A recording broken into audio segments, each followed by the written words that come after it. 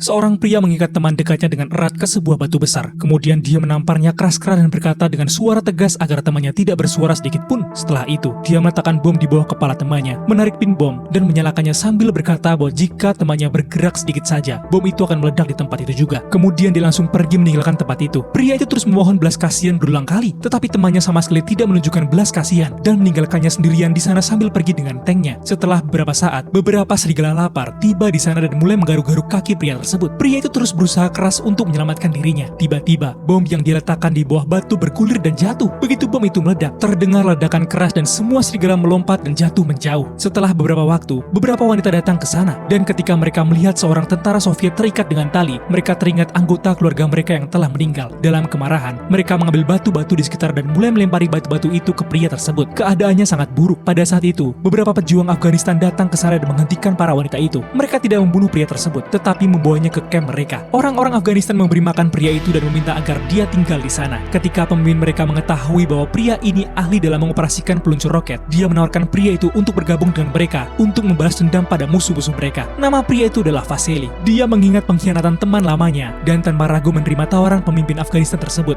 Vasily juga memperbaiki peluncur roket yang rusak milik mereka. Setelah itu, dia memimpin tim Afghanistan dan mulai mengejar sebuah tank Soviet. Rekan-rekan pemberontak Vasily kelelahan di tengah teriknya matahari dan gurun yang tandus. Kemudian, komandan mereka melihat bahwa beberapa pejuang Afghanistan bergerak cepat menuju mereka. Dia segera memperingatkan rekan-rekannya yang lain. Tetapi saat itu para pejuang sudah sangat dekat. Komandan tank boleh menembakkan peluru dari senapan mesin. Namun, dalam waktu singkat, peluru habis dan mesin tank mati karena kepanasan. Begitu pejuang Afghanistan mendekati tank, komandan tank entah bagaimana berhasil menyalakan kembali mesinnya dan mulai melarikan diri. Asap keluar dari tank, tetapi dia terus mencoba untuk melarikan diri. Vasily dan rekan-rekannya terus mengejarnya. Tank itu bergerak sangat lambat, jadi mereka segera mencapainya. Vasily mengambil jalan pintas dan mendekat sangat dekat dengan tank. Melihat tank yang semakin dekat, Vasily mengeluarkan peluncur roket dan mengarahkan sasarannya. Begitu sasaran terkunci, dia melancarkan serangan langsung dengan peluncur roket yang meledakkan bagian atas tank itu. Namun, tidak ada yang terjadi pada pemberontak yang ada di dalam tank. Melihat ini, semua orang mulai merasa senang karena mereka merasa aman. Kondisi tank sangat buruk, tetapi masih bisa bergerak sedikit. Vasily berpikir bahwa mungkin sekarang dia tidak akan pernah bisa membalas dendam pada teman-teman buruknya. Tiba-tiba, terdengar ledakan keras dari bukit dan beberapa batu besar meluncur turun dari bukit dan jatuh langsung di atas tank. Roda tank patah dan tank itu mulai berhenti di sana. Pada saat itu, seorang wanita terlihat di bukit. Dia melemparkan granat ke bawah. Mereka adalah wanita Afghanistan yang sekarang datang untuk membantu Vasily. Akhirnya, komandan tank menyerah. Dia keluar dari tank bersama dua prajuritnya untuk membantu mereka. Rekan Afghanistan memberi Vasily senjata leluhur mereka sebagai hadiah dan berkata bahwa itu adalah kebaikan dari mereka. Tepat saat itu, sebuah helikopter datang untuk menjemput Vasily. Vasily pergi dari sana dengan hadiah dari Afghanistan. Yeay! Apakah kalian pernah memberi hadiah semacam itu? Jangan lupa komen.